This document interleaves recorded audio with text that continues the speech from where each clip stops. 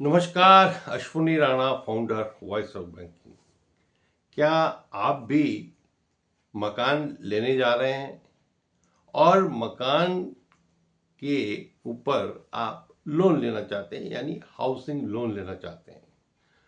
तो पहले तो आपको मकान अपना तय करना पड़ेगा। फिर आपका किस बजट में आप लेना चाहते हैं वो तय करना पड़ेगा। अब वो बजट आपके पास है या नहीं, और आपकी रीपेमेंट कैपेसिटी क्या है, ये सारी चीज़ों का सर्वे करने के बाद जब आप तय कर लें कि ये प्रॉपर्टी मुझे लेनी है, तो आप बाजार में देखेंगे कि कौन सा बैंक जो है वो कम रेट ऑफ इंटरेस्ट पर हाउसिंग लोन दे रहा है, किसके जो प्रोसेसिंग चार्जेस कम है, कौन जल्दी आपको वो दे सकता है।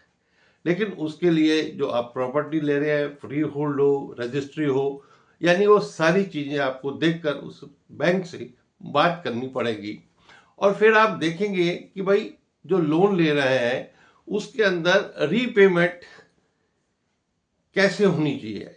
यानी जब लोन आप हाउसिंग लोन लेते हैं तो रीपेमेंट में शुरू में आपका जो है वो लोन का अमाउंट कटता है। अगर शुरू में आप रीपेमेंट जो है अच्छी तरह से यानी ज़्यादा अमाउंट की देते हैं तो आपके ऊपर इंटरेस्ट का जो कैलकुलेशन है वो कम हो जाती है। और लंबे पीरियड के लिए लेंगे तो आपको इंटरेस्ट भी ज़्यादा लगेगा, ईएमआई हो सकता है कम हो। लेकिन कम पीरियड के लिए अगर लॉन्ग टर्म के लिए नहीं लेते तो आपकी ईएमआई थोड़ी सी ज़्यादा हो सकती है, लेकिन इंटरेस्ट आपको उसके ऊपर कम लगेगा। अब आपको लगता है कि भाई ईएमआई बढ़ानी है, यानी आपकी मान लो इनकम जो है वो आपकी सैलरी बढ़ गई है, आपके रिसोर्सेज बढ़ गए हैं, तो आप अपनी ईएमआई को भी बढ़ा सकते हैं। तो उससे आपको जो लोन है वो जल्दी क्लोज करने में आपको फायदा होगा। और फिर बीच में आपको लगता है कि आपने लोन जो लिया है और बाकी बैंक उसको कम रेट पर दे रहे हैं, तो आप लोन का टेक ओवर भी करवा सकते हैं, यानी ट्रांसफर कर सकते हैं दूसरे बैंक में। वो भी आपका ऑलरेडी लोन सैंक्शन है तो आप आसानी से दूसरे बैंक में उसको लेके जा सकते हैं। तो आपको रेट ऑफ इंटरेस्ट का भी फर्क पड़ेगा।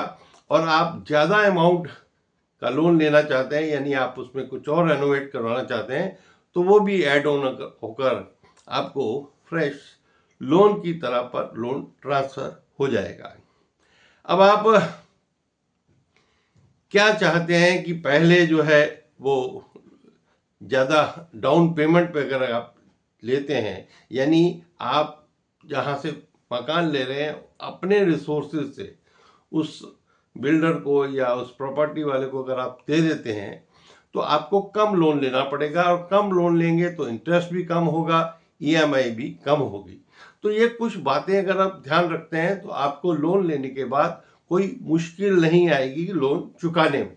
अब आपने लोन भी ले लिया, आपने मकान भी ले लिया, लेकिन लोन लेने के साथ आपके पास एक और ऑप्शन है कि आप लोन के अगर इंश्योरेंस भी ले सकते हैं। वो इंश्योरेंस कवर है लोन के ऊपर। हाउसिंग लोन जो ले रहे हैं उसका इंश्योरेंस कवर अवेलेबल है। आप लॉन्ग टर्म पॉलिसी ले सकते हैं, आप ईयरली प्रीमियम की पॉलिसी ले सकते हैं। तो उससे ये होगा कि कहीं किसी ऐसा मिस है होने में आपका अगर डेथ हो जाती है तो वो जो लोन है वो इंश्योरेंस कंपनी चुका देगी आपके परिवार को। उसको लोन चुकाने के लिए कोई जिम्मेवारी नहीं होगी। अब ये तो लोन हुआ कि अगेंस्ट जो है आपने इंश्योरेंस लिया है। एक इंश्योरेंस होती है आपके मकान पर। मकान की इंश्योरेंस और होम लोन की इंश्योरेंस दोनों में अंतर है। तो इसलिए बैंक आपको फोर्स नहीं करेगा, लेकिन अगर आप वो करवा लेते हैं तो आप अपने आप को और अपने परिवार को एक सुरक्षित भविष्य देते हैं। तो इस प्रकार की छोटी छोटी बातें हैं जो ध्यान में रखते हुए अगर आप मकान लेते हैं और मकान के ऊपर हाउसिंग लोन लेते हैं तो आप आसानी से लोन ले भी लेंगे, चुका भी लेंगे।